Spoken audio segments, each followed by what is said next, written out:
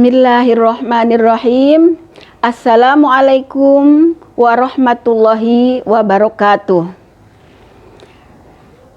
Anak-anak yang soleh dan soleha, apa kabarnya hari ini? Mudah-mudahan kalian semua selalu dalam keadaan sehat walafiat dan selalu dalam lindungan Allah Subhanahu wa Ta'ala.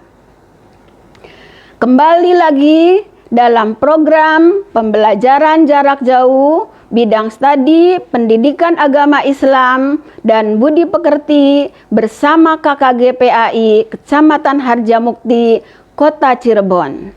Beriman, berilmu, berakhlak, dan berbudaya. Perkenalkan anak-anak, nama Ibu Siti Hawa, guru pendidikan agama Islam SD Negeri Kuranji, Kecamatan Harjamukti, Kota Cirebon. Anak-anak, pandemi masih belum berakhir. Oleh karena itu, kita semua harus tetap mematuhi protokol kesehatan dengan melaksanakan 6M. Mudah-mudahan dengan melaksanakan protokol kesehatan, kita semua selalu diberi kesehatan oleh Allah Subhanahu wa Ta'ala. Amin. Ya. Alangkah baiknya sebelum pembelajaran dimulai, mari bersama-sama dulu membaca doa sebelum belajar. Kita mulai membaca doa sebelum belajar. Bismillahirrahmanirrahim. Raditu billahi robba wa bil islami dina wa bi muhammadin nabiyya wa rasula. Rabbi zidni ilma warzuqni fahma. Amin, amin ya robbal alamin. Mudah-mudahan dengan membaca doa sebelum belajar, kalian dimudahkan untuk menerima pelajaran dan mendapatkan ilmu yang bermanfaat baik di dunia maupun di akhirat. Amin. Selanjutnya anak-anak, pembiasaan yaitu dengan literasi. Literasi hari ini akan Ibu ajak kalian membaca Quran surat At-Takasur. Ayo juz ammanya dibuka dulu. Kita mulai literasi, diawali dengan ta'awuz anak-anak. A'udzu billahi minasyaitonir rajim. Bismillahirrahmanirrahim. Alhaakumut takasur hatta zurtumul maqabir. Kalla sawfa ta'lamun. Summa kalla sawfa ta'lamun. Kalla law ta'lamuna ilmal yaqin latarawunnal jahim summa latarawunnaha aynal yaqin summa latus'alunna yawma idzin anin na'im. Sadaqallahul azim. Nah, anak-anak semua, pembelajaran hari ini dengan tema Rasul Allah idolaku, subtema kisah teladan Nabi Ilyasa alaihi salam. Adapun tujuan pembelajarannya, 1. Siswa dapat menjelaskan kehidupan kaum Bani Israel di masa kepemimpinan Nabi Ilyasa alaihissalam dengan baik dan benar. Tujuan pembelajaran yang kedua, siswa dapat menceritakan kembali kisah keteladanan Nabi Ilyasa alaihissalam dengan baik dan benar. Nah, anak-anak, sebelum membahas kisah keteladanan Nabi Ilyasa alaihissalam, anak-anak perlu diketahui terlebih dahulu nama-nama Nabi dan Rasul yang wajib diketahui. Mungkin kalian sudah tahu bahwa nama-nama Nabi dan Rasul yang wajib diketahui itu ada 25. Oleh karena itu, anak-anak harus hafal nama Nabi yang 25, apalagi kalian sekarang sudah kelas 5. Ayo kita sama-sama Ibu belajar menghafal nama-nama Nabi dengan cara dinyanyikan anak-anak supaya kalian cepat untuk menghafalnya. Di sini akan dinyanyikan dengan nada balonku. Ayo sama-sama ya, dinyanyikan. 1, 2, 3.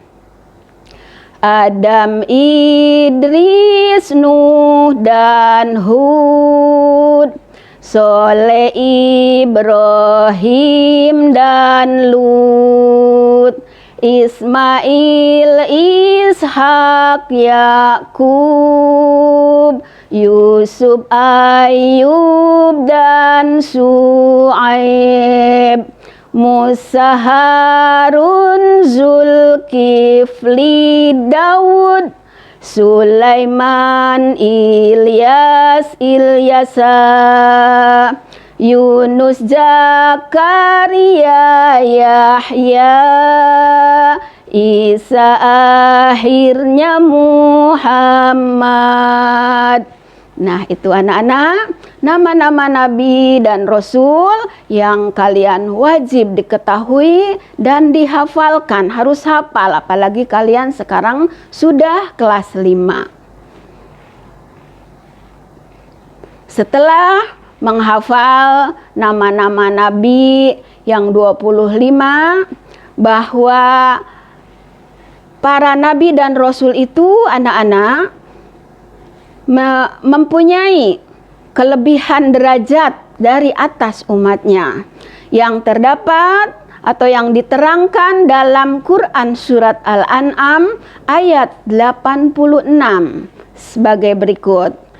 A'udzu billahi minas syaitonir rajim. Bismillahirrahmanirrahim. Wa Ismail wal Yasa' wa Yunus wa Luta wa kullan faddalna 'alal 'alamin.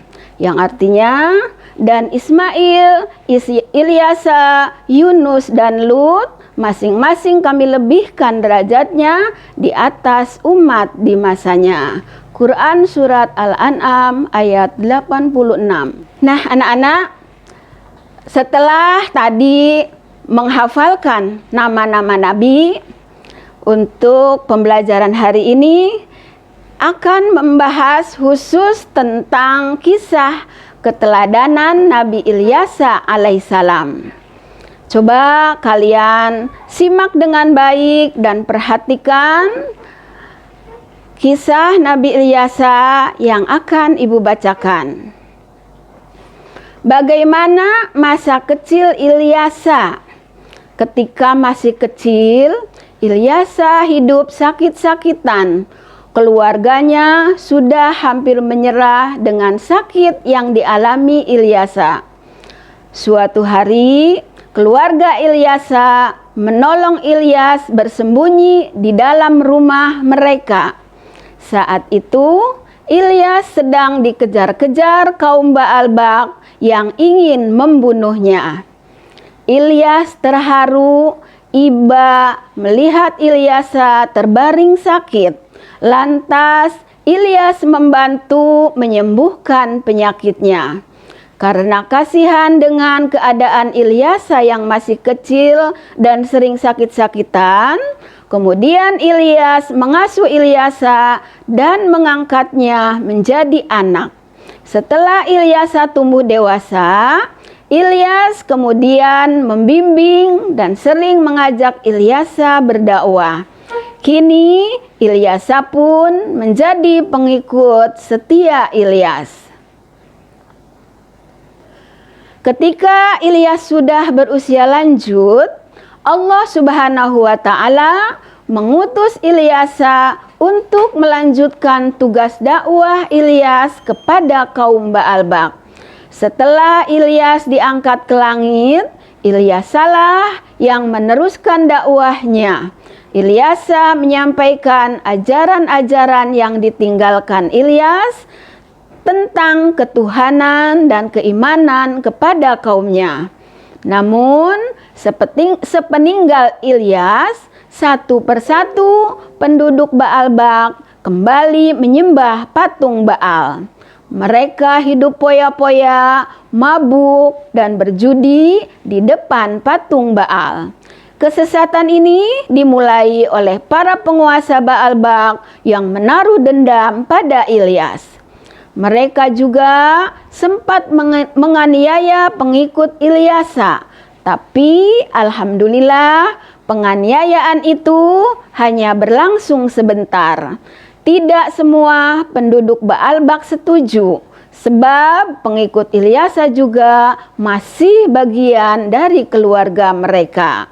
Akhirnya penganiayaan itu dihentikan. Peringatan Ilyasa kepada kaumnya membuahkan hasil. Mereka takut dengan azab dari Allah Subhanahu wa Ta'ala, sehingga mereka menaati perintah dan ajaran Ilyasa. Kaum Ba'albak pun kembali hidup aman dan makmur. Setelah Nabi Ilyas meninggal dunia, Allah mengangkat Nabi Ilyasa sebagai Rasul. Pada zaman Nabi Ilyasa, rakyat hidup aman dan tentram.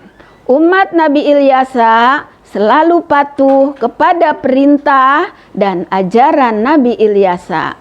Namun setelah Nabi Ilyasa meninggal dunia, umatnya kembali berada dalam kesesatan. Allah pun mencatat kenikmatan yang sudah mereka rasakan dan menggantikannya dengan kesengsaraan. Nah, itulah anak-anak sepenggal kisah tentang keteladanan Nabi Ilyasa alaihissalam.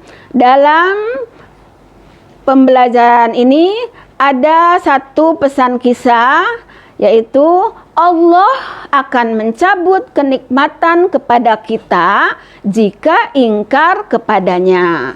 Jadi anak-anak, kalau kita mendapatkan kenikmatan dari Allah Subhanahu wa Ta'ala, hendaklah kita harus selalu bersyukur kepada Allah. Anak-anak yang soleh dan soleha, sampailah pada latihan soal. Soal yang pertama, tuliskan salah satu sikap yang patut diteladani dari keteladanan Nabi Ilyasa alaihissalam. Soal yang kedua, mengapa di masa kepemimpinan Nabi Ilyasa alaihissalam kaumnya hidup rukun, tentram, dan makmur? Kesimpulan dalam pembelajaran hari ini adalah: 1. Nabi Ilyasa alaihissalam mampu menciptakan kaumnya hidup rukun, tentram, dan makmur karena berbakti dan bertakwa kepada Allah Subhanahu wa Ta'ala. 2. Ketaatan kepada Allah Subhanahu wa Ta'ala dan Rasul-Nya pasti membawa kebahagiaan hidup di dunia maupun hidup di akhirat kelak. Nah, itulah anak-anak pembelajaran hari ini. Mudah-mudahan kalian dapat dimengerti.